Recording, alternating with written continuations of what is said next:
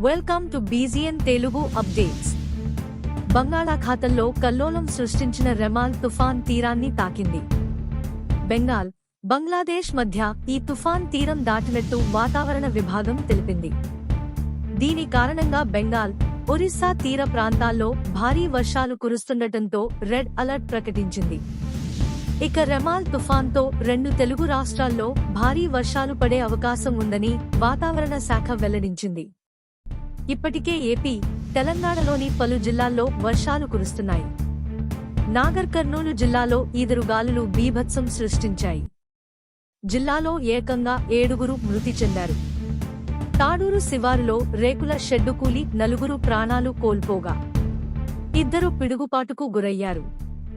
మరొకరు ఈదురుగాలులకు ఇటుక రాయి కారుపై ఎగిరిపడడంతో అద్దం గుచ్చుకుని చనిపోయారు.